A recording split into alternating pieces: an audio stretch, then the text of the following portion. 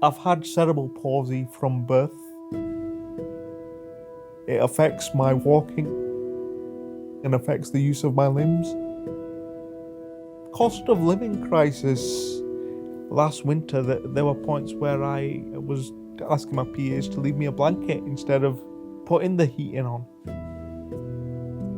I felt really isolated because of costs. If you can't physically socialise with people, you get kind of stuck.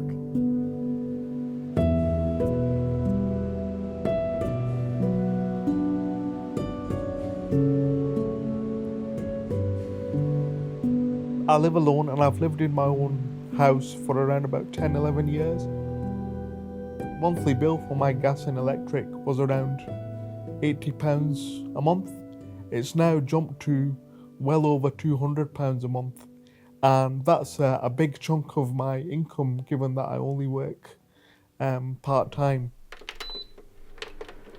Because of my cerebral palsy, I have what's called high tone, which means that the muscles get very tight. If you do a lot of movement, your muscles get tight. If you don't do a lot of movement, your muscles get tight. And having the heating on can reduce that tightness. Last winter, there were points where I was asking my PAs to leave me a blanket instead of putting the heating on, particularly with working from home. I employ 2 personal assistants at the moment. I really call my personal assistants my enablers. There is a problem of retention of staff, particularly since COVID and since Brexit. The council only give you a certain number of hours per week. So if you want to supplement that by topping their wages up, you're not able to do that. So it's a choice between having to pay to live and to feed yourself, or to be able to get out of bed in the morning.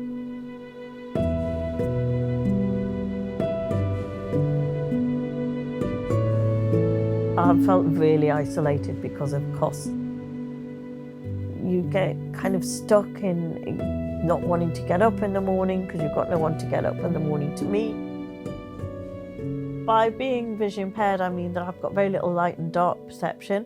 So basically, I'm registered blind. There's several effects. Everyday effects in terms of information, getting letters in the post, getting out and about. If you're going out for anything, you have to pay for yourself and your support worker. So that doubles the cost. I never used to think about when I wanted to go out.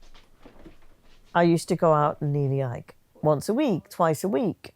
Now I'm thinking once a month, possibly. I decrease the times of when my support workers come in, so they do longer hours on shorter amounts of days.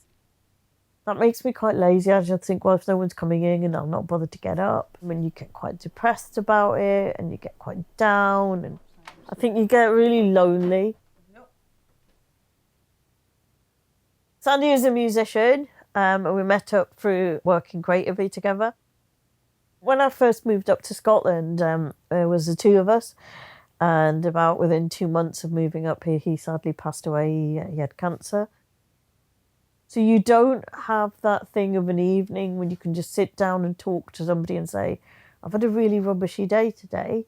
Can you talk to me? In a weird way, the cost of living has impacted on that grief, because before I could I could go out and do a bit of shopping and be a bit blasé and just splash the cash, but now I can't do that as much because I'm worrying about it all the time. It was almost 9 o'clock and still not. There needs to be a lot more done in terms of energy support for disabled people. People need to use energy for various types of things, not just heating, it's for charging their wheelchairs, for example, or if you use equipment to help you breathe, for example. So it can be vital to life, basically. The other thing I would really love to have is more disabled people involved in paid opportunities in terms of supporting ideas for the cost of living. Having us as part of the team, instead of seeing us as, in quotes and quotes, the problem, actually use our assets, use a lot more of our lived experience to actually make things happen.